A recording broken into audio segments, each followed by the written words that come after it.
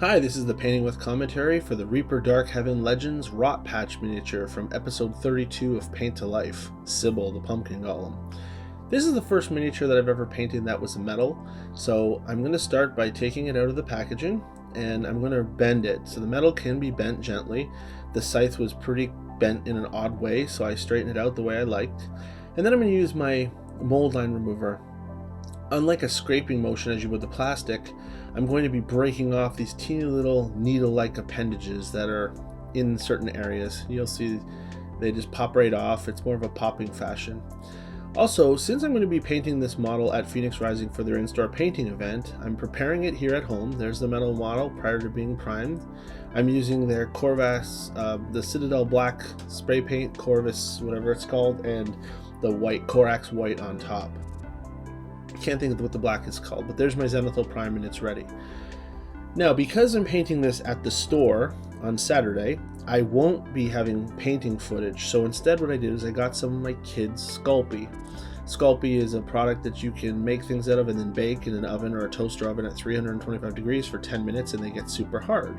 So you can see the multicolored pumpkins and vines that I created to go along with Rot Patch on his base. My painting video today is going to be for the base, as the painting of the Rot Patch was done in the store. So you can see, scale-wise, that's a good-sized pumpkin. Here I was at Phoenix Rising, some of my minis on display. I was about to get painting, and these were the three of us, myself, Mike in the middle, and Leland on the right, and our finished Rot Patch pumpkin golems. Mine was on the right. It was fun to see all three of them in the different painting styles and how they looked so much different from each other. It wasn't a contest, it was just a fun afternoon to paint and talk about painting and minis. So here I am with all my little teeny pieces all primed up black, ready to go. I also have a WizKids Familiars cat, which I want to include in the base. And I'm setting Rot Patch down to figure out how it's all going to fit. And it's time to get painting. So first thing I'm going to do is a Zandari dust on the disc for an undercoat. Also, every color that I paint these little teeny pieces with are the ones I used on Rot Patch herself. So there's the Jokero orange. That's the base for all the pumpkins on the miniature, who was known as Sybill in my story. Jokero orange, again, using this to get full coverage. This was one of the bigger pumpkins I made. I was trying to make a harvest winning pumpkin, that big guy. It was to scale and I thought it was great, but it took up so much room on the base that I had to not end up using it, which was a bit of a shame.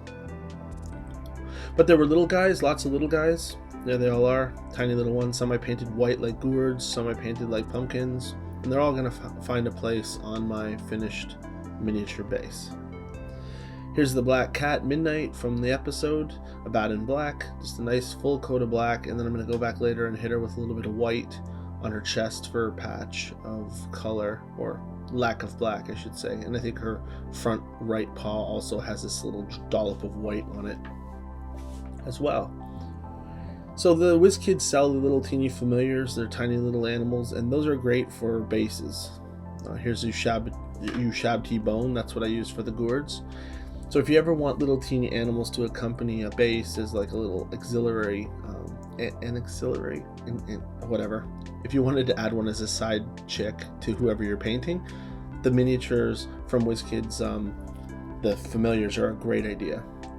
So now I'm doing some milliput work. The reason being I didn't want this base to be flat. Milliput is the two-part epoxy. You mix it together, and I take it on my finished base and I made a mound in the center.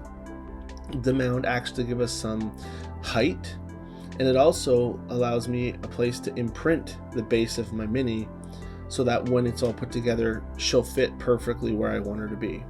So as you can see, I'm just flattening it out, making it super soft around the edges, nice and tight. A little bit of water on my finger to flatten it all out, hide the fingerprints. And then as you can see, I press Rot Patch, aka Sybill, down in place. I test based on the scale where the pumpkin's will be, and when I pull her out, she's left a nice little indentation, which I clean up. That's where ultimately I will glue her when I'm done. So it's good, it's seated, it's ready, let that dry. But I also have these three little skulls from Green Stuff World. Really cool. I've already pre-primed them with Wraithbone White and Skeleton Horde contrast paint, and I'm pushing them into the milliput while it's dry, wet like this, because I want them to look like they're sunk in the mud. So by sticking them in there like that, when it's wet, they really have a cool appearance of looking like they're inside the mud. So some more Zandari dust under the cat. because that's what the base was started as. And again, once those skulls harden in that milliput, it'll look like they're sunk in there. So some Towlite Ochre is the next color. It's a light kind of yellowy orange that I'm layering onto the pumpkin outside of the recesses of the Jokero orange. It's what gives you that nice little fall look. And a milliput, and for that sculpey, fun to make things, especially when they're simple, like little pumpkins. Some ceramite white on the chest and front paw of the cat. Again, you can make all kinds of things. It's, you don't have to be a good sculptor when it's simple like a pumpkin. A little green for her eyes. I don't remember what that color was, just green, like little emerald eyes. So now here the milliput's drying, and I'm painting on Zandari dust on top of the milliput. Notice I'm not painting over my skulls. I want them to retain their bone-like color. I suppose you could have painted the skulls before you could have painted them after you set them in there, but I pre-painted them all en masse. I primed the whole row and I painted them all at once so that I could just cut them off and use them when I need skulls. So there they are, sunk in the mud, and away we move. So now I'm putting a layer of shade Casandoro yellow on top of the pumpkins. This settles in the recesses of the pumpkins that I crafted, which leave nice dark lines, and it makes them a little yellow, a little more yellow than orange, but they look great. You can see it going there. Use Shabti bone again, as I've already applied, just on the gourds, another coat, just make sure they're fully covered. Now, a ghrelin earth is the secret for this particular base, because I really want there to be really thick, cracked earth. And as I've told you before, with these crackle paints, the more the better. So glob it on there. You'd be very careful around those skulls. Also, you see I'm using that brush with the green taper on it. That's my garbage brush, just so for this stuff it just doesn't clog up my good brushes. So apply that very thick. And now that it's dried overnight, I'm putting an agarx earthshade on it, and you can see all of the cracks. And the earthshade, just goop it on there and watch it soak in all those cracks, and what you're left with is a really nice farm dirt cracked earth effect.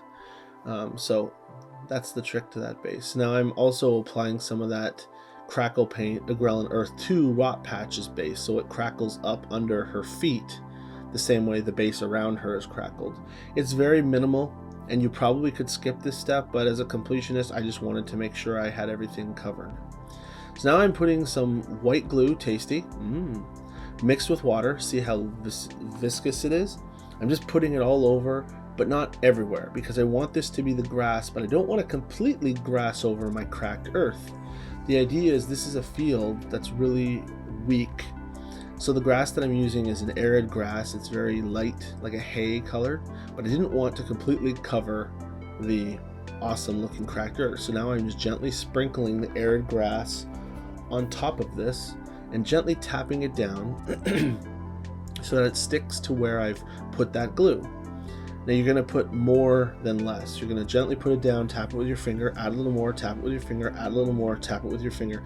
Because the trick is, after that dries, I'm going to use a toothbrush. See, I shake it off while it's wet, but once it's dry, I'm going to take a toothbrush and I'm going to really brush it vigorously with my toothbrush to get a lot of that extra off. So again, just like underneath Rot Patch, aka Pumpkin Golem, aka Sybill, I'm applying some of that glue and some of this arid grass again, just caking it on there so that when she's put in place, she fits like a glove and looks like she belongs there. So let's see what we have next to see. So now it's dry. I'm putting glue, as you can see, on top of it, and I've already brushed it with the toothbrush. That's why it looks very thin and realistic. I'm putting more glue on. I could add more arid grass, but I guess I did. There you go. That's what it looks like. I dry brushed too. As you can see, some dry brush, and there's the arid grass. That's very cool. But I didn't want it to be completely dead because I have some spring undergrowth from Gale Force 9. I added more glue on top of the arid grass, and now I'm adding this spring undergrowth because it is a field, it is growing, it needs some greenery, it can't be completely arid. So again, by tapping on there, putting some glue, putting this undergrowth, tap, tap, tap, tap, shake, shake, shake, shake, let it dry, and then gently with a toothbrush scrape it away so that the loose pieces fall off. That's what you're left with.